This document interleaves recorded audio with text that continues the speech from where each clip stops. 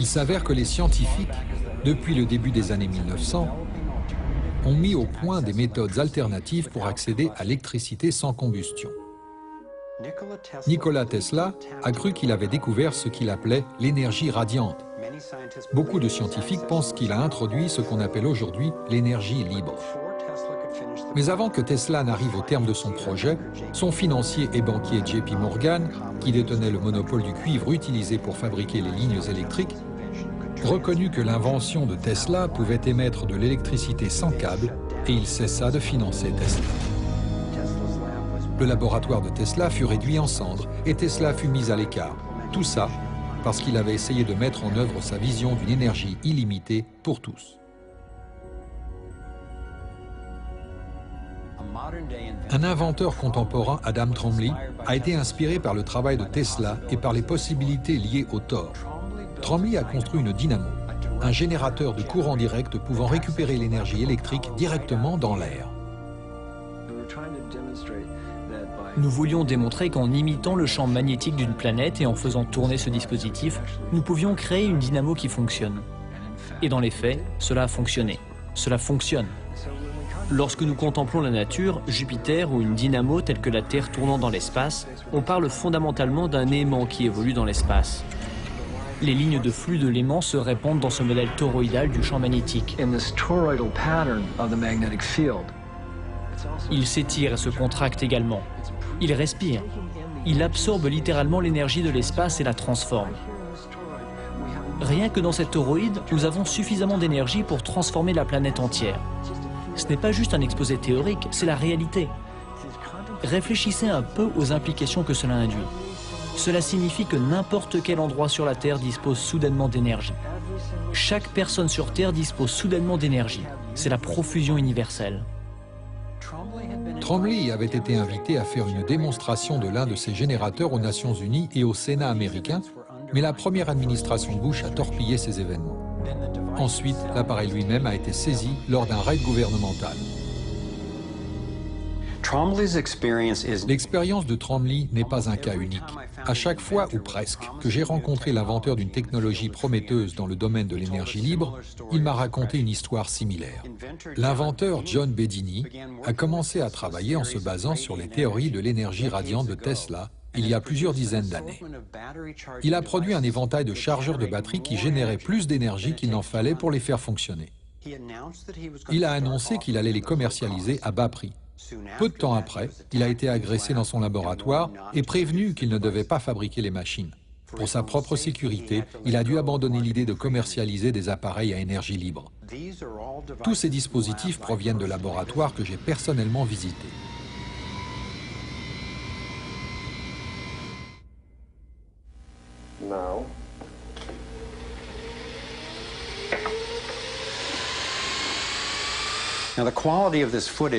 Il est vrai que la qualité de ce film est évidemment mauvaise, et je ne m'attends pas à ce que vous soyez convaincus. Ce que je veux dire, c'est qu'ayant été là-bas avec ces inventeurs, accompagnés d'experts, et voyant ces appareils à nouvelle énergie en service, j'ai été convaincu que la technologie est réelle, et que ses implications sont exaltantes. Le Canadien John Hutchinson a non seulement créé des piles fonctionnant à l'énergie libre, mais il a également utilisé les théories de Tesla pour contrer la gravité, afin de faire flotter les objets. Cela pourrait révolutionner le domaine de la propulsion. Son laboratoire a été cambriolé et son équipement saisi par la police et les autorités en 1978, 1989 et de nouveau en 2000. L'un des scientifiques avec lequel nous souhaitions nous entretenir dans le cadre de ce film était le docteur Eugene Malov, un ingénieur du MIT et de Harvard, rédacteur en chef du magazine Infinite Energy, qui traite des développements théoriques et technologiques dans le domaine de l'énergie nouvelle.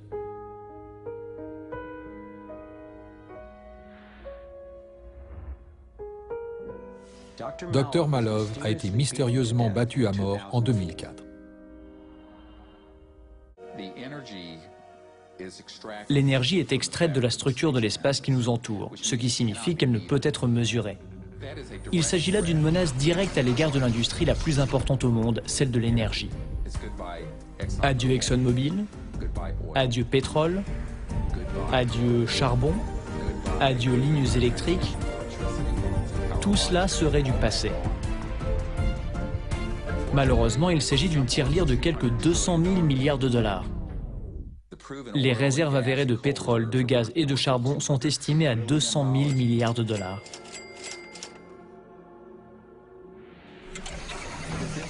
La révélation de cette information modifierait complètement le pouvoir géopolitique, plus que tout autre événement jamais enregistré dans l'histoire humaine.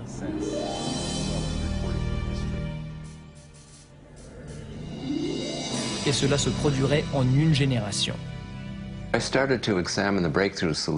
J'ai commencé à étudier ces solutions révolutionnaires et à ma grande surprise, beaucoup ont été éprouvées dans des centaines de laboratoires à travers le monde. Pourtant, elles n'ont pas vraiment vu le jour. Plutôt que de faire entrer les choses en collision et d'essayer d'en contrôler l'explosion, ces nouvelles technologies comptent sur l'harmonisation, la composition avec ce qui existe naturellement. Le dénominateur commun de l'ensemble des dispositifs à énergie libre que j'ai vus est qu'ils imitent, d'une manière ou d'une autre, la forme d'énergie du tort. Vous n'avez pas besoin de croire en la technologie de l'énergie libre pour vous inquiéter de la répression des idées et des inventions. Je me suis dit, quelle meilleure manière de justifier notre dépendance au pétrole, au charbon, au nucléaire et aux autres technologies dangereuses et impropres que de prétendre qu'il n'existe pas d'alternative meilleure et moins chère. Si les technologies de la nouvelle énergie étaient mises à disposition gratuitement à travers le monde, le changement serait profond. Il affecterait chacun d'entre nous et serait applicable partout. Ces technologies représentent la chose la plus importante qui se soit produite dans l'histoire du monde. Donc, étant donné les enjeux, j'ai décidé de me poser les questions suivantes. Qui profite de la suppression de la recherche scientifique? Qui pourrait voir sa richesse et son pouvoir menacés par l'accès à une énergie propre et gratuite? À qui profite un monde où si peu possède tant, et inversement? En tant que chercheur indépendant, j'ai suivi l'une des règles fondamentales du journalisme d'investigation. Si une histoire n'a pas de sens, suivez l'argent.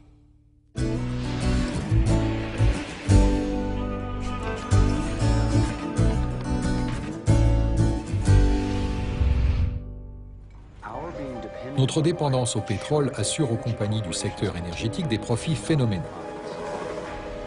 Je les vois engager d'énormes ressources pour faire barrage aux énergies alternatives, pour contrôler les réserves mondiales et pour maintenir des prix du pétrole élevés. Elles disposent de suffisamment d'argent et d'influence pour supprimer tout ce qui pourrait menacer leur monopole. Mais qui se cache derrière les énormes compagnies du secteur énergétique? L'empire du pétrole des Rockefeller a démarré en 1870, lorsque John D. Rockefeller a fondé la Standard Oil, devenant ainsi le premier milliardaire américain. Depuis, la Standard Oil est devenue ExxonMobil et a donné naissance à bien d'autres compagnies. Les Rockefeller contrôlent également notre alimentation. À l'origine, ils ont été responsables de la mutation mondiale en faveur d'une agriculture à grande échelle basée sur le pétrole. Je me souviens de la pseudo-révolution verte des années 60 et 70. Comme la plupart des gens, j'ai pensé que c'était une bonne chose. Cependant, l'idée reposait sur la plantation d'énormes parcelles d'une seule culture, utilisant de grandes quantités de pesticides, herbicides et fertilisants à base de pétrole. La révolution verte était une idée originale de la division des sciences naturelles de la Fondation Rockefeller, en partenariat avec de grandes entreprises agricoles.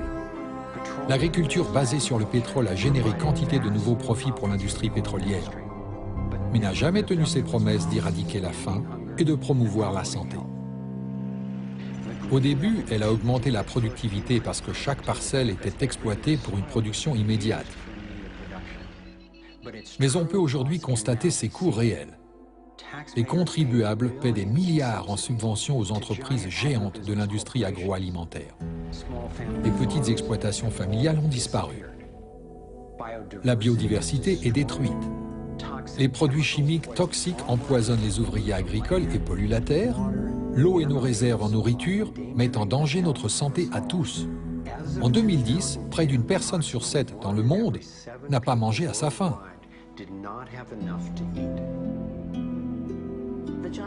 Les entreprises géantes qui avaient fourni les produits chimiques à l'agriculture industrielle chimique parlaient de 3 instruments pour renforcer la chaîne alimentaire. Le premier était le recours au génie génétique comme outil de contrôle. Le deuxième consistait à breveter les graines et la vie comme outil de contrôle, en déclarant que les graines relevaient de la propriété privée, traitant la réutilisation de graines par les agriculteurs comme un crime, un vol de propriété intellectuelle. Et le troisième étaient les soi-disant traités de libre-échange qui devaient priver les gens ordinaires, les agriculteurs, les producteurs de leur liberté de réutiliser des graines.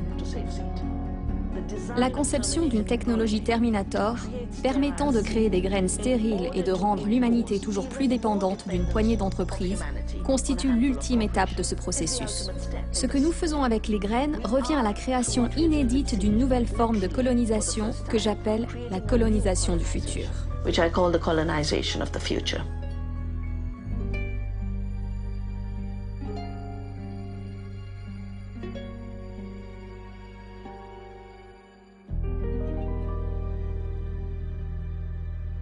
Donc, dans deux domaines cruciaux, à savoir l'énergie et l'alimentation, les mêmes familles d'élite issues du monde de la banque et leur entreprise ont pris le contrôle et les conséquences ont été dévastatrices. De mon point de vue, cela a été bouleversant, au début, de découvrir un tel monopole d'influence. Mais je savais que c'était important, un peu comme lorsqu'on apprend qu'on est victime d'une maladie grave mais curable. Il est alors utile d'en comprendre la cause et le fonctionnement si on souhaite la soigner. J'ai donc continué mon enquête. Si de grandes familles issues du monde de la banque contrôlent les marchés du pétrole et de l'alimentation, dans quel autre domaine leur influence s'exerce-t-elle? Comme je suivais la trace de l'argent, j'ai commencé à constater le même schéma de contrôle dans tous les aspects de nos vies. Et j'ai toujours trouvé les mêmes familles à leur tête, soit directement via leurs banques et entreprises, soit indirectement via leurs grandes fondations. Encore une fois, ce sont les Rockefeller qui ont créé la National Education Association, organisation syndicale de l'éducation nationale aux États-Unis, avec l'aide de la Fondation Carnegie, et plus tard, celle de la Fondation Ford. Ce que les capitaines d'industrie attendaient de nos écoles, c'est une main-d'œuvre obéissante et docile, constituée d'employés faciles à gérer et de consommateurs enthousiastes. Les écoles sont faites pour mettre en place des habitudes fixes en réponse à l'autorité. C'est pourquoi cela prend 12 ans. On attend de vous que vous répondiez par réflexe quand une personne avec un statut d'autorité vous dit quoi faire. Tout comme l'éducation, la santé est un autre domaine sous l'influence de l'argent et des grosses entreprises. Par exemple, l'American Medical Association est largement financée par les Rockefeller qui se servent de leur argent pour influencer les recherches et les prises de décision de l'AMA. Le médecin moyen, au terme de 4 années d'école de médecine, aura suivi un cours sur la nutrition, soit 2h30 le plus souvent, dont les supports et les programmes sont fournis par le Conseil national du lait et le Conseil national du bétail et de la viande, ainsi que par d'autres industries telles que l'association sucrière, qui commercialise des produits avant tout néfastes pour notre santé. Malheureusement, le système médical est structuré de telle manière que l'enseignement est prioritairement financé par les laboratoires pharmaceutiques. Le but est donc de fabriquer et de vendre autant de médicaments que possible. C'est également pour le médecin comme pour le laboratoire pharmaceutique et l'ensemble des institutions médicales une manière rapide de faire de l'argent. Mais en fait, cela perpétue les problèmes qu'on était censé résoudre. Les effets secondaires peuvent inclure nausées, sécheresse de la bouche et constipation. Baisse des globules blancs qui peut s'avérer grave, effets secondaires sexuels, diarrhée, nausées et somnolence, peut entraîner le coma ou la mort. Jusqu'où iront ces forces pour faire du profit? Iraient-ils jusqu'à supprimer les traitements des maladies, de la même manière qu'ils ont supprimé la technologie de l'énergie libre? Malheureusement, mes recherches m'ont révélé que la réponse est une fois encore oui. Un exemple bien documenté est celui du docteur Royal Rife. Dans les années 1920, le docteur Rife a inventé les microscopes les plus avancés de son époque. Il a également développé une nouvelle technique qu'il a nommée résonance coordinatrice, qui était apparemment capable de détruire les tumeurs cancéreuses et les virus. En 1934, lors de tests cliniques affiliés auprès de l'Université de Californie du Sud, le traitement de Rife a été testé sur 16 patients en phase terminale de cancer. En l'espace de 3 mois, ils ont tous été guéris. Peu de temps après, un laboratoire testant la technologie de Rife a brûlé et un procès sans fondement a été engagé. Grâce aux efforts de Maurice Fishbein, responsable du journal de l'American Medical Association, le laboratoire de Rife a été fermé et ce dernier ruiné. Son travail aussi brillant que prometteur est tombé dans les oubliettes. Il m'a été difficile d'admettre qu'on puisse vraiment supprimer des traitements médicaux. Le cancer a frappé ma famille comme une rivière déchaînée. J'ai découvert que tout était lié au brevet. Si un laboratoire pharmaceutique peut breveter un traitement et en tirer profit, surtout si la prise de ce traitement est à long terme, il le commercialise. Sinon, nous n'en entendrons jamais parler. Rife n'a pas été le seul à avoir ses recherches interrompues. René Kess détenait une ancienne formule des Indiens Ojibwe, très efficace. Harry Hoxsey et Max Gerson utilisaient des remèdes naturels qui fonctionnaient. Mais si vous effectuez des recherches plus poussées, l'AMA les a fait passer pour de complets illuminés. C'est en cela que suivre la trace de l'argent a été si utile, car les mêmes pouvoirs qui contrôlent l'AMA, leur recherche et leur financement, contrôlent également les laboratoires pharmaceutiques. Il y a donc une motivation financière de plusieurs milliards de dollars pour supprimer les traitements qui ne peuvent pas être brevetés. Le fait de savoir que des traitements existent n'a pas soulagé la peine que j'ai ressentie suite à la disparition de tant d'êtres chers atteints de cancer.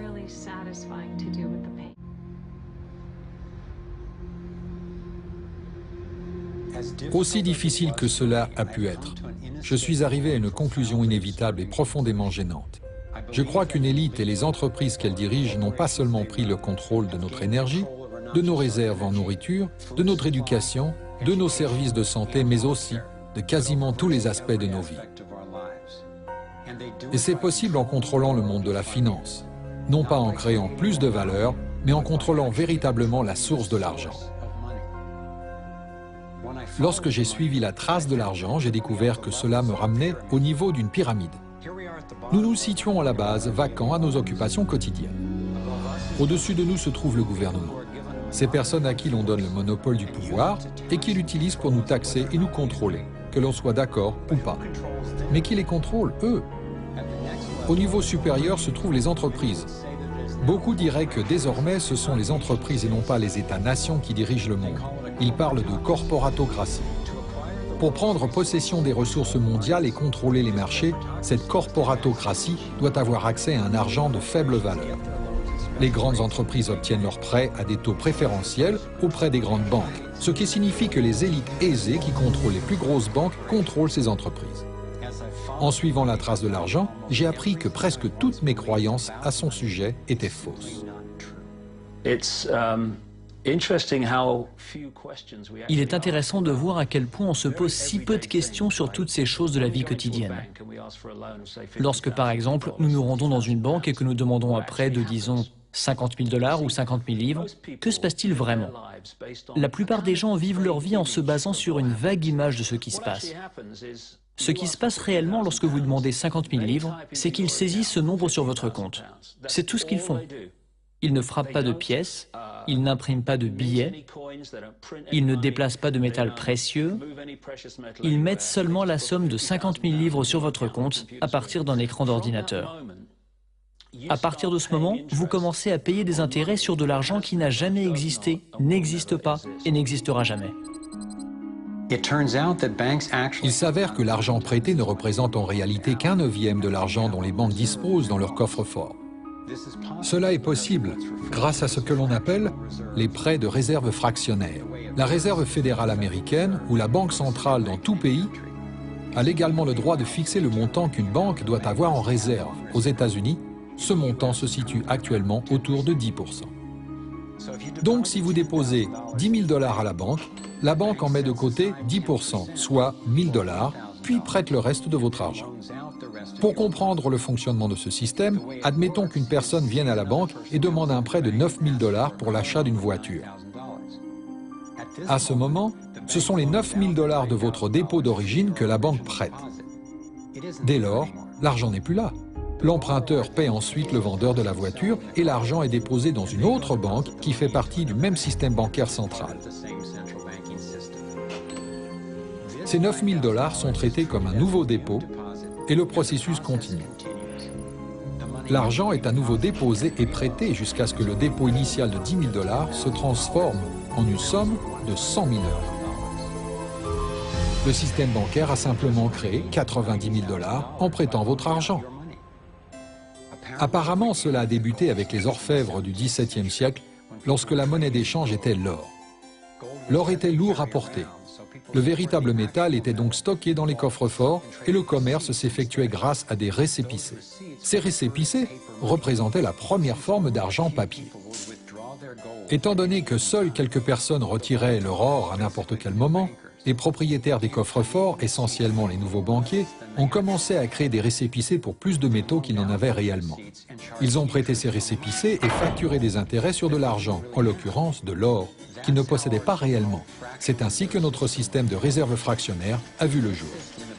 Dans ce système, les banquiers sont supposés créer de l'argent à partir de rien, alors que le reste d'entre nous doit travailler dur pour le gagner.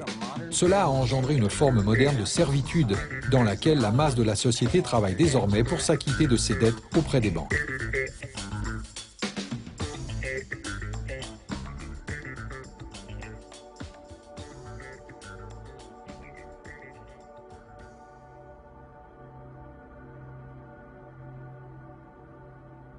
Avec ce schéma de système de réserve fractionnaire, nous devenons inévitablement des esclaves de la dette d'une classe dirigeante financière.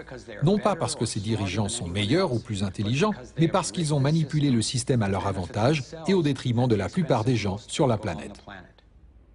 Catherine Austin Fitts est une experte de la question. Elle a été sous-secrétaire d'État au logement et au développement urbain pendant le mandat du président Bush, père, puis conseillère auprès de l'administration Clinton. Faisons une partie de Monopoly et admettons que vous souhaitiez acheter la rue de la Paix. Je peux tout simplement imprimer de l'argent en permanence, m'en donner plus et abaisser ainsi la valeur de votre argent en imprimant toujours plus. Peu importe que vous travailliez dur ou que vous réussissiez dans la vie, je peux toujours vous acheter gratuitement. Alors comment se fait-il que si vous ou moi créons de l'argent, cela s'appelle de la contrefaçon, mais que si ce sont les banques qui le font, on appelle cela de l'augmentation des réserves en argent? Comment les banques ont-elles obtenu ce pouvoir? C'est en 1910, sur l'île Jekyll, que les représentants des familles Rockefeller, Rothschild, Morgan et d'autres banquiers privés se sont réunis en secret pour rédiger l'avant-projet de législation qui créera la Réserve fédérale américaine. Ed Griffin a retranscrit dans un livre ce qui s'est passé sur l'île de Jekyll. Les banques centrales sont des cartels bancaires qui ont établi un partenariat avec les gouvernements respectifs des pays où elles opèrent et à qui on a donné le monopole de la création des réserves d'argent d'une nation. C'est le cadeau que leur ont offert les politiciens, si l'on peut dire, pour le partenariat. Que font les banquiers pour les politiciens en retour? Puisqu'ils détiennent le pouvoir légal de le faire, ils promettent de créer de l'argent à partir de rien, chaque fois que le gouvernement en a besoin.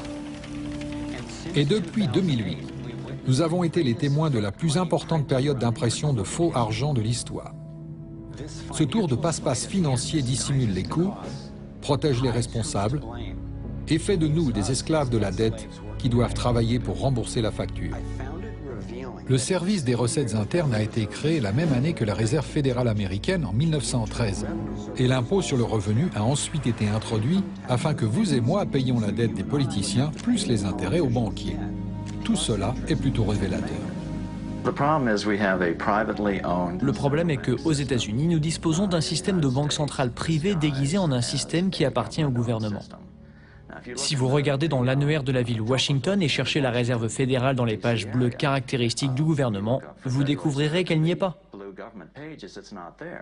Vous la trouverez dans les pages blanches, juste à côté de l'entreprise FedEx. C'est une banque centrale privée. Quelle devrait être la relation appropriée entre le président de la Réserve fédérale américaine et le président des États-Unis? Avant tout, la Réserve fédérale est une agence indépendante. Cela signifie essentiellement qu'aucune autre agence gouvernementale ne peut revenir sur nos décisions. Nous disposons d'une banque privée qui imprime de l'argent pour le compte du Trésor américain. La Réserve fédérale imprime l'argent dans le cadre d'un système basé sur la dette, ce qui crée une pénurie. Mais cela signifie que, contrairement à nous, un groupe d'initiés a accès à toutes les données économiques.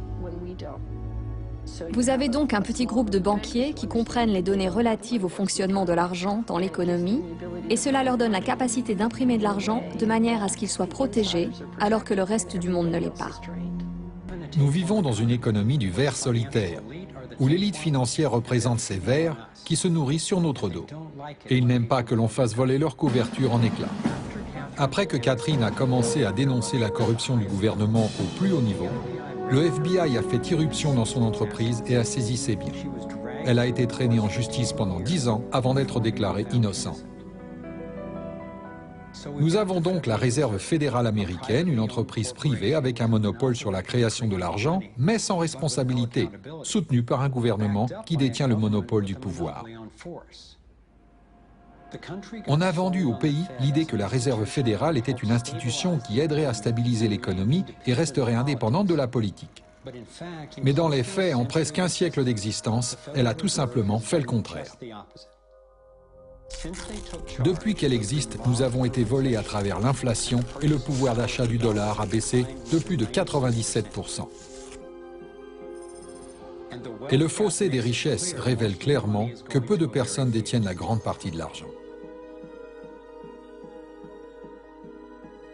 16 ans seulement après la création de la Réserve fédérale, les États-Unis ont subi la Grande Dépression. Ma recherche a révélé que les banquiers de l'élite ont retiré leur argent de la bourse avant le crash boursier de 1929. Après le crash boursier, ils ont utilisé cet argent pour acheter des actions à bas prix et des banques plus petites en faillite pour une bouchée de pain. Parmi les banquiers qui ont consolidé leur richesse de cette manière, on trouve les Rothschild, les Rockefeller et les Morgan. Un scénario similaire s'est déroulé lors de l'effondrement financier de 2008, avec les mêmes banquiers tirant profit de la situation. Dans les années précédant cet effondrement, les plus grandes banques, notamment la Bank of America, Citigroup et Chase, contrôlées par les Rothschild, les Rockefeller et les Morgan, ont rassemblé et vendu des mauvais prêts dont ils savaient qu'ils ne seraient pas remboursés.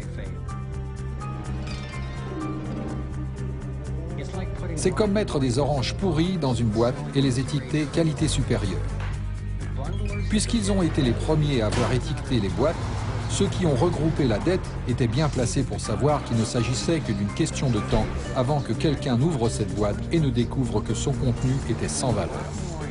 Lorsque les oranges pourries, c'est-à-dire les prêts douteux, les produits dérivés et les contrats d'échange sur défaillance ont été finalement découverts, tout le monde a été touché. Les gens ont perdu leur maison, leur emploi, leur entreprise et leur retraite. Entre-temps, les plus grosses banques, à l'origine du problème, se sont renflouées. Pourquoi ? Pourquoi la Réserve fédérale aurait donné des milliers de milliards de dollars aux banques, alors que la majorité des Américains étaient contre l'idée de les renflouer ? Et pourquoi ne pas venir en aide aux plus démunis plutôt que de soutenir les instigateurs de l'effondrement financier ? Ma recherche m'a conduit à croire que les mêmes personnes qui avaient créé la Réserve fédérale, c'est-à-dire les Rothschild, les Rockefeller et les Morgan, la contrôlent toujours et l'utilisent pour se renflouer à notre détriment.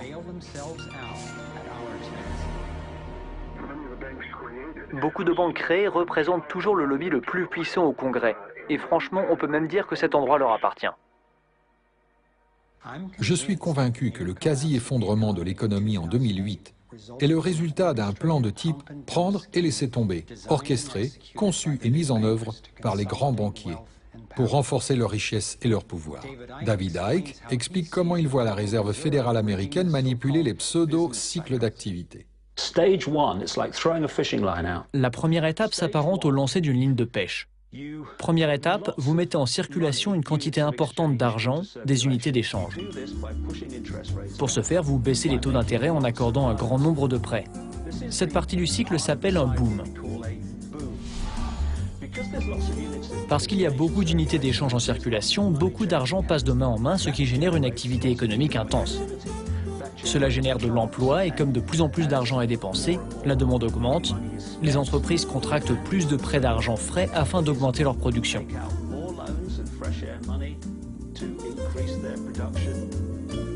Au quotidien, les gens sont confiants.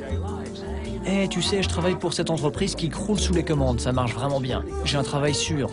D'ailleurs, nous sommes sur le point d'acheter une plus grande maison. » Et puis, quelque chose change. Ils tirent sur la ligne de pêche. Ils font grimper les taux d'intérêt. De moins en moins de personnes contractent des prêts et de toute façon, les banques renforcent les critères pour pouvoir obtenir un prêt. De même, étant donné que les taux d'intérêt ont augmenté, une partie plus importante du revenu de la population sert à rembourser les intérêts supplémentaires et non pas à acheter des biens. Tout d'un coup, il n'y a plus autant d'argent en circulation. C'est pourquoi les achats de biens baissent. Les entreprises commencent à voir leurs profits diminuer. Elles commencent à supprimer des emplois et leur activité ralentit. Les gens perdent leur emploi. Ils ne peuvent plus honorer l'hypothèque qu'ils ont prise sur la grande maison qu'ils avaient achetée lorsque tout allait bien. Les banques commencent alors à ramener la ligne de pêche, car puisque les entreprises et les particuliers font faillite, ce sont elles qui possèdent la véritable richesse. Les propriétés, les terres et les ressources pour lesquelles elles avaient accordé d'une signature des prêts de simples chiffres sur un écran. Ce cycle économique consistant à jeter la ligne de pêche, à la ramener, à injecter une grande quantité d'unités d'échange dans l'économie fonctionne depuis des siècles. Le résultat ? Le vol et l'accumulation de la véritable richesse du monde dans les mains d'une poignée de personnes.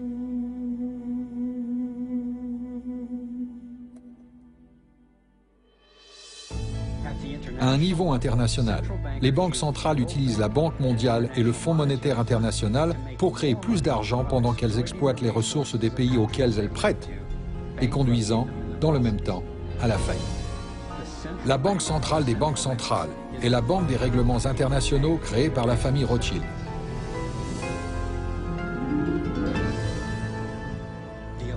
L'élite se positionne de manière à contrôler l'accès à tout ce dont nous avons virtuellement besoin pour survivre. Peu importe où vous allez dans le monde, le système bancaire contrôle l'argent. Les banquiers décident si les gens peuvent manger ou non, qui est milliardaire et qui vit avec moins d'$1 par jour. Celui qui contrôle l'argent contrôle le monde. J'ai réalisé que l'échec et la souffrance de tant de personnes représentent le succès et l'accomplissement d'une poignée de personnes. C'est-à-dire l'élite des banques centrales qui a convaincu le monde de les laisser créer de l'argent. Ils disposent déjà de fortunes conséquentes. Alors quel est leur objectif final? Quel est leur vrai programme?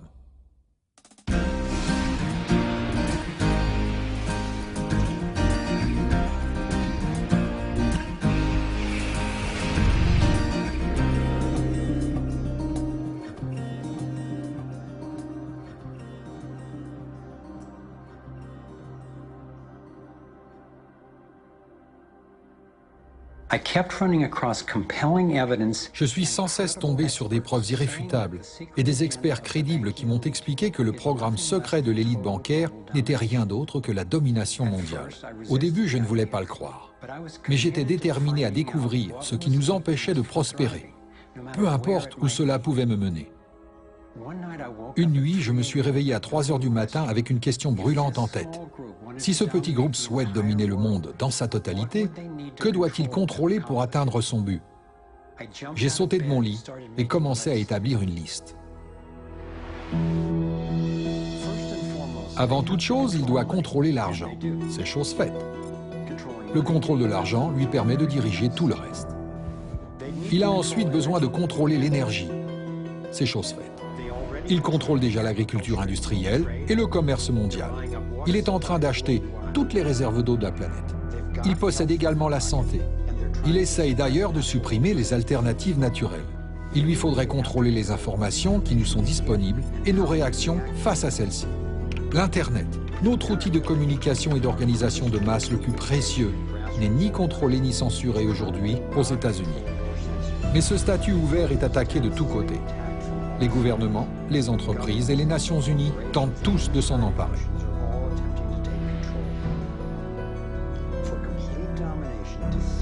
Pour établir une domination totale, les dissidents doivent être contrôlés. Il lui faudrait nous confisquer nos droits, espionner des citoyens ordinaires et scruter le moindre aspect de nos vies. Au petit matin, je savais qu'une élite de puissants avait presque tout mis en place pour dominer le monde. Et j'ai compris alors avec effroi que Big Brother n'allait pas arriver. Il était déjà là. Nous sommes déjà dans la matrice. Comment en sortir? Pour envisager ce que j'avais compris, je devais découvrir à quoi ressemblait et comment fonctionnait leur structure de domination. Un groupe relativement restreint, composé de quelques familles, notamment les Rothschild, les Rockefeller, les Morgan et les Carnegie, ainsi que les Harriman et les Schiff, Les Warburg sont à la tête de l'élite dirigeante dans l'Occident depuis des générations. Je ne suis pas en train de dire que chacun des membres de ces familles ont un rôle à jouer dans ce programme de domination mondiale, ni même qu'ils en sont conscients. En revanche, je suis convaincu que les chefs de ces dynasties contrôlent les intérêts commerciaux et financiers qui servent à exécuter ce sombre projet, responsable de la destruction de si nombreuses vies. Les personnes qui mettent en place ce programme dans le secret sont connues sous de nombreux noms. Des rapports ayant filtré ont révélé qu'ils se réunissent partout dans le monde, à l'abri des regards, pour discuter de leur programme. Ensuite, avec la précision d'une montre suisse, leurs plans commencent à apparaître dans les secteurs médiatiques, financiers, commerciaux et militaires. Bien entendu, toutes les personnes impliquées dans ces groupes ne prennent pas part aux décisions. Il existe une hiérarchie en termes de savoir et d'implication. L'œil omniscient est l'un des principaux symboles de cette élite dirigeante. Il figure sur le billet de $1, sur les emblèmes du système de surveillance de masse américain appelé « Connaissance complète de l'information » et de l'agence de renseignement britannique MI5, et surplombe même la Cour suprême de l'État d'Israël, conçue et financée intégralement par les Rothschild. Je pense qu'ils ont repris l'image majestueuse de la pyramide de Khéops et de son légendaire sommet métallique afin d'en pervertir le sens. Les personnes au sommet de la pyramide peuvent suivre et contrôler celles qui se trouvent au-dessous.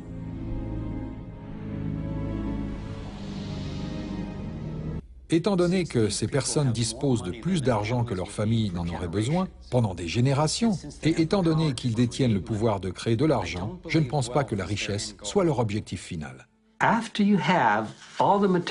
Une fois que vous possédez tous les biens matériels dont vous pourriez rêver dans la vie, que reste-t-il d'excitant? Pour la majeure partie des gens, la réponse est le pouvoir mondial. Ils sont devenus une élite intellectuelle. Ils ont commencé à penser qu'ils avaient un meilleur plan que celui de n'importe qui d'autre. Ils ont dans l'idée que la liberté est dangereuse. Si vous donnez la liberté aux gens, que vont-ils en faire?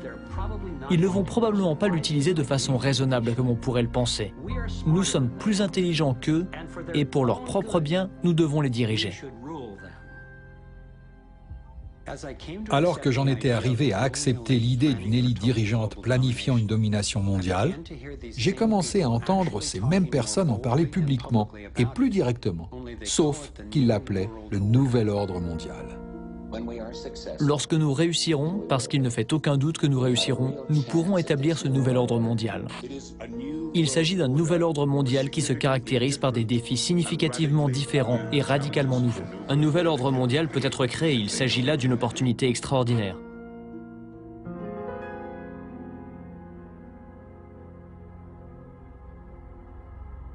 Étant donné l'état de notre monde actuel, un nouvel ordre mondial semble être une grande idée.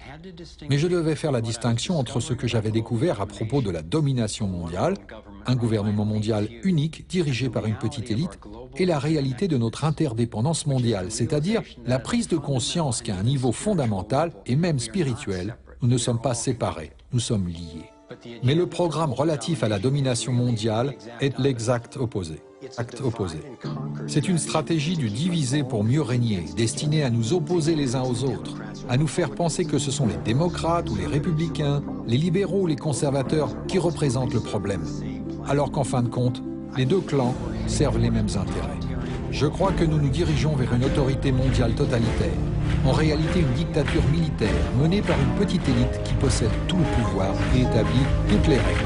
S'ils y parviennent, il n'y aura nulle part où s'enfuir, nulle part où se cacher. Pensez-y.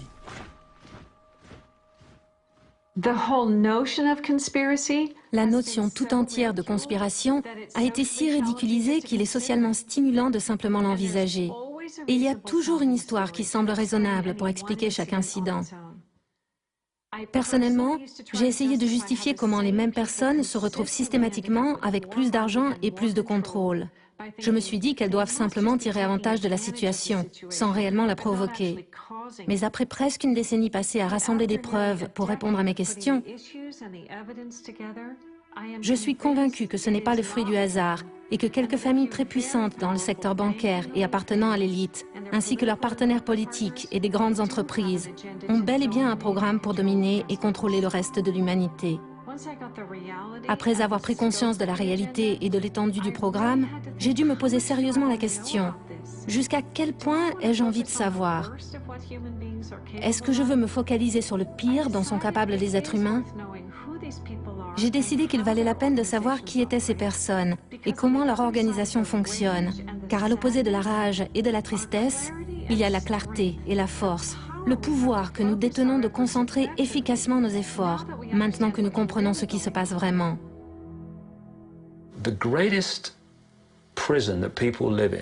La plus grande prison dans laquelle les gens vivent est celle de la crainte de ce que les autres pensent. En ce qui me concerne, j'ai été tellement ridiculisé que j'ai finalement dépassé la crainte de ce que les autres personnes pensent. Et ce n'est que lorsque vous y arrivez que vous prenez conscience de la prison dans laquelle vous viviez auparavant. Et j'en ai retiré une compréhension personnelle de la facilité qu'ont quelques-uns à contrôler les masses. Tout ce que vous avez à faire est de dicter les normes de la société, ce qui est jugé vrai et faux, moral et immoral, bon et mauvais, sain et malsain, possible et impossible. Et vous construisez ce que j'appelle une zone de tranquillité. Et si vous vivez à l'intérieur de cette zone de perception, de croyance, de parole et de pensée, alors les gens vous laisseront tranquille. Vous serez considéré comme normal. Les Illuminati ont créé une population humaine entière constituée de geôliers qui se ruent sur ceux qui sortent de la norme. Une fois que vous êtes sorti de cette prison et que vous commencez à exprimer votre singularité, vous êtes victime de ces geôliers. Leur stratégie grandiose de domination mondiale est en train d'être mise en œuvre. Ils divisent le monde en super-États qui dépassent les frontières nationales pour qu'il soit plus facile pour eux de nous gérer. Ils ont déjà établi l'Union européenne et l'Union africaine. Des politiciens américains, canadiens et mexicains, sous couvert du partenariat pour la sécurité et la prospérité, travaillent sur la partie nord de ce qui pourrait être, sans doute, être appelé des plans pour l'Union américaine. Cela dure depuis des années sans le consentement des citoyens ou du Congrès. Une union du Pacifique est déjà en train d'être mise en place. Il s'agit de la charte organisationnelle pour la tyrannie mondiale, la structure pour un contrôle total. Voici deux des hommes les plus puissants d'Europe, parlant de passer à un gouvernement unique mondial. Il est extrêmement important qu'au sein de cette nouvelle gouvernance mondiale, et plus particulièrement des deux côtés de l'Atlantique, nous appliquions les mêmes règles de la même manière.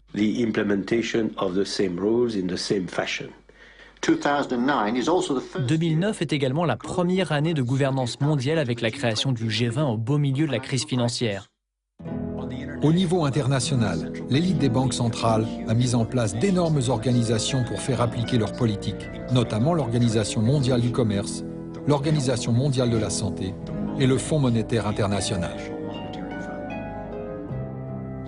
Grâce à son expérience de plusieurs décennies en tant que tueur à gages économiques, John Perkins sait comment la connivence entre les banques, les entreprises et les gouvernements leur a permis de s'emparer de pays dans le monde entier. Beaucoup de techniques ont été utilisées, mais la plus courante consiste à aller dans un pays qui dispose de ressources que nos entreprises convoitent, comme le pétrole. Nous convenons d'un énorme prêt à ce pays par l'intermédiaire d'une organisation comme la Banque mondiale ou l'une de ses sœurs. Mais presque tout l'argent va aux entreprises américaines, comme Bechtel, Halliburton, General Motors, General Electric, et non au pays. Et elles conçoivent d'énormes projets d'infrastructures dans ce pays. Centrales électriques, autoroutes, ports, complexes industriels, des choses utiles aux riches mais auxquelles les pauvres ont rarement accès. En réalité, les pauvres souffrent parce que ces énormes prêts doivent être remboursés. Et leur remboursement signifie que les pauvres ne bénéficieront pas de l'éducation, de la santé et des autres services sociaux. Le pays se retrouve intentionnellement avec une énorme dette sur les bras. Nous, les tueurs à gages économiques, revenons dans ce pays et disons « Vous voyez, vous nous devez beaucoup d'argent. Vous ne pouvez pas rembourser vos dettes, donc donnez-nous une livre de chair. » Dès qu'un président anti-américain est élu, l'un d'entre nous entre et dit « Eh, félicitations, Monsieur le Président. Maintenant que vous êtes président, je veux simplement vous dire que je peux vous rendre très très riche, vous et votre famille. On parle de plusieurs centaines de millions de dollars si vous acceptez de suivre nos règles. Si vous n'acceptez pas, J'ai dans cette poche un revolver avec une balle à votre nom, au cas où vous décidiez de maintenir vos promesses de campagne et de nous jeter dehors. Vendez votre pétrole à bas prix à nos compagnies pétrolières, ou soyez de notre côté lors du prochain vote des Nations Unies, ou envoyez des troupes soutenir les nôtres dans des endroits tels que l'Irak. Et c'est de cette manière que nous avons réussi à construire un empire mondial avec en fait très peu de personnes au courant de nos méthodes. Comme beaucoup de gens, j'ai pensé qu'une conspiration pour établir une domination mondiale ne pourrait pas vraiment fonctionner parce que fondamentalement, les gens ne sont tout simplement pas aussi compétents. J'ai pensé qu'ils n'arriveraient pas à mettre au point un tel plan avec les niveaux nécessaires de contrôle et de confidentialité. L'un des faux espoirs est que tout ceci arrive parce que le gouvernement est incompétent. C'est une énorme erreur et les gens ne le savent pas. C'est bien sûr une excellente couverture parce que le système sait où il va. Et il va exactement là où il veut et il réussit très bien. Enfin, je me suis demandé comment quelque chose de si grand et de si corrompu pouvait être tenu secret. Il s'agit d'une structure simple, et si ce n'était pas simple, cela ne fonctionnerait pas. Cette structure peut être comparée à une pyramide compartimentée. Si vous regardez n'importe quelle organisation aujourd'hui, peu importe s'il s'agit d'une entreprise internationale, d'une université, d'un gouvernement, d'une société secrète, toutes sont structurées telle une pyramide. Alors que la CIA et les autres agences de renseignement parlent, ils ne divulguent les informations qu'aux personnes concernées. Ne divulguez aux gens que ce qu'ils ont besoin de savoir pour apporter leur contribution et pas plus. Prenez une banque individuelle. Non pas que ça existe réellement. À la base, vous trouvez les personnes que vous voyez quand vous donnez votre chèque au comptoir de la banque. Elles ne savent pas ce que le directeur de la banque derrière elles sait et de quoi il parle. Elles savent seulement ce qu'elles ont besoin de savoir pour effectuer leur travail. Le directeur de la banque ne sait pas non plus ce qui se passe au niveau supérieur. Pas plus que le niveau supérieur ne sait ce qui se passe encore au-dessus. Et finalement, vous avez quelques personnes au sommet de la pyramide de cette structure bancaire. Ce sont les seuls qui sachent quel est le réel programme de la banque et dans quelle direction elles vont et pourquoi. Ce type de cloisonnement explique comment le projet Manhattan, le projet de développement de la bombe atomique durant la Seconde Guerre mondiale, a pu être tenu secret, bien que 130 000 personnes travaillent dessus. Quand j'ai pris connaissance de l'envergure et des objectifs du programme pour la première fois, je me suis sentie comme si j'avais la grippe depuis 2 semaines. Mais il m'est ensuite venu à l'esprit que c'était une tentative bien planifiée, bien orchestrée d'écraser le potentiel humain. Et enfin, notre intelligence éclate au grand jour. Même si nous avons été systématiquement déstabilisés et réprimés, les gens ont trouvé des solutions innovantes, ingénieuses à un grand nombre des problèmes auxquels nous faisons face. Ce n'est pas notre faute si nous n'avons pas vu à quel point ce plan était organisé et voulu. C'est notre défi.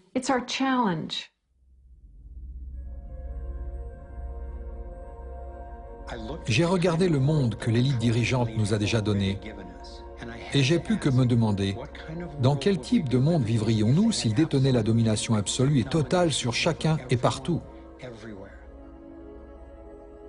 Dans ce nouvel ordre mondial, qu'est le leur, un petit nombre de personnes exercent un contrôle total sur les vies de chacun par le biais d'un système de surveillance intrusive, une répression violente des dissidents et l'esclavage de la dette.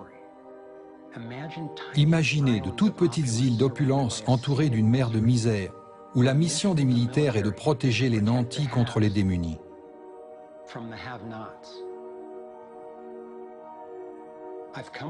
J'en suis arrivé à croire que leur but est réellement inquiétant et qu'ils ne reculeront devant rien pour continuer à mettre leur plan en application. Aussi difficile que cela puisse être à accepter pour les Américains, je ne suis pas convaincu que le programme de l'élite mondiale prévoit la destruction de la force et de la souveraineté financière des États-Unis. Avec leur histoire faite de liberté d'expression et de révolte armée, les États-Unis représentent l'obstacle majeur au renforcement mondial du pouvoir. S'ils peuvent parvenir à renverser ce pays, je crois que l'élite internationale a pour ambition de transférer le pouvoir et la productivité des Américains à leur dictature mondiale unique, en prenant progressivement le contrôle de nos vies dans ce que David Icke appelle le totalitarisme sur la pointe des pieds. Pensez-y, nous sommes tellement endettés que nous ne pourrons jamais les rembourser. Ils font faire s'effondrer le dollar et ils essaient de le remplacer avec une monnaie mondiale du FMI. Cette pression pour une monnaie électronique mondiale sans espèces permettrait à une autorité centrale d'immobiliser tout individu ou groupe en un instant. Maintenant, pour la première fois dans l'histoire, on propose d'instaurer des taxes internationales sous le prétexte de régler les problèmes de changement climatique. Tel un cheval de Troie, le projet de traité dévoilé lors de la conférence de Copenhague sur le climat de 2009 fait appel à nos préoccupations sur l'environnement tout en nous détournant du fait que cette taxe carbone, sans précédent, serait versée à la Banque mondiale et que son application serait assurée par la police mondiale. Il existe d'autres moyens de traiter le besoin évident de réduire la pollution, sans créer une base imposable pour la tyrannie. Vous voulez changer la société, mais vous savez que si vous le faites ouvertement, vous allez générer des réactions négatives. Donc vous ne le faites pas ouvertement. Vous jouez au jeu du problème, réaction, solution. Première étape, vous créez un problème. Cela pourrait être un attentat à la bombe, cela pourrait être un 11 septembre, une attaque de devises, un effondrement du marché boursier ou du gouvernement. Vous racontez aux gens votre version de A, qui en est à l'origine, et B, pourquoi. À partir de là, le schéma problème-réaction-solution s'effondrerait si nous pouvions compter sur des médias qui fassent vraiment du journalisme. Mais au lieu de ça, les médias traditionnels agissent comme des agences de relations publiques pour la version officielle des événements. Il s'avère que le président George W. Bush avait raison sur le fait que Saddam Hussein dissimulait des armes de destruction massive. Les médias traditionnels représentent pratiquement le seul moyen ou source d'information dont la population dispose au sujet de cet événement. Et ce qu'ils cherchent, dans le cadre de la deuxième étape du schéma problème-réaction-solution, c'est de déclencher une réaction de colère et de peur. Ils veulent que la population demande au gouvernement de faire quelque chose. Cela ne peut pas durer. Que comptez-vous faire à ce sujet ? Cela conduit à la troisième étape, où ceux qui ont créé le problème récoltent la réaction qu'ils attendaient de la population sur la base d'une histoire erronée et lui offrent des solutions aux problèmes qu'ils ont eux-mêmes créés. L'utilisation des catastrophes, qu'elles soient fabriquées ou simplement utilisées, m'a permis de comprendre finalement jusqu'où ces gens sont prêts à aller pour atteindre leurs objectifs. Des recherches ont démontré que nous nous sommes engagés dans la guerre du Vietnam sous de faux prétextes. L'ancien secrétaire de la Défense, Robert McNamara, a reconnu que l'attaque d'un navire dans le golfe du Tonkin n'a en fait jamais eu lieu. Nous pensions tous avoir été attaqués ce jour-là, mais c'était faux. Cela ne s'est jamais produit.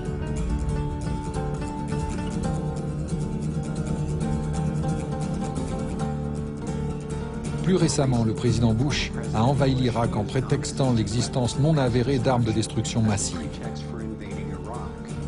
On fait parfois référence à ces tactiques sous le nom de « opération sous fausse bannière ». Un nombre croissant de personnes croient que le 11 septembre était une opération sous fausse bannière lancée par l'élite mondiale afin de mettre en place l'étape destinée à prendre le contrôle du pétrole du Moyen-Orient et à démanteler les protections constitutionnelles américaines. There are lives in the balance. There are people under fire. There are children at the cannon. There is blood on the wire. There is blood on the wire. There is blood on the wire. There is... La majeure partie de ce qui est nécessaire pour mettre en place un État policier est, en fait, déjà en place. Aujourd'hui, aux États-Unis, n'importe qui peut se retrouver emprisonné sans avertissement et sans bonne raison. On peut être kidnappé, torturé et assassiné légalement si le gouvernement décide que l'on représente une menace à ses projets. Tout ce qu'ils ont à faire est de nous désigner comme suspects dans leur pseudo-guerre contre le terrorisme. Nous sommes de plus en plus surveillés. En 2010, il y avait 30 millions de caméras de surveillance répertoriées rien qu'aux États-Unis. Lorsque nous manifestons, nous sommes désormais relégués dans des zones appelées, et c'est un euphémisme, zones de liberté de parole. Quelle zone pour la liberté de parole ? Chaque coup de téléphone que nous passons et chaque email que nous envoyons est répertorié et archivé et peut être inspecté à tout moment. Nos permis de conduire et nos passeports sont équipés de puces informatiques qu'on a implantées à l'intérieur afin de tracer chacun de nos mouvements. Désormais, les patients des hôpitaux se voient implanter les mêmes puces sous la peau. En fait, c'est Procter & Gamble qui a initialement développé ces puces dans le but de tracer ces produits. On le présente toujours comme un moyen d'aider. Mais même un directeur assistant de la CIA a admis qu'il s'agissait aussi d'une porte ouvrant vers l'implantation de puces sur nous tous pour un meilleur traçage et un meilleur contrôle. Ces contrôleurs aspirants, via les US Space Command, ont mis en place les grandes lignes d'un plan intitulé « Domination totale, tous azimuts ». Une surveillance satellite sophistiquée ainsi qu'une énergie dirigée et des armes laser d'ores et déjà développées ont la capacité de cibler les dissidents partout sur la Terre. Je crois qu'ils tentent également de s'assurer qu'ils pourront agir de manière efficace sans résistance. Des camps de confinement de l'Agence fédérale des situations d'urgence, FEMA, ainsi que des wagons pourvus de menottes ont été récemment construits ou rénovés à travers tous les États-Unis pour ce que les fonctionnaires officiels nomment les périodes de troubles pandémiques ou civils.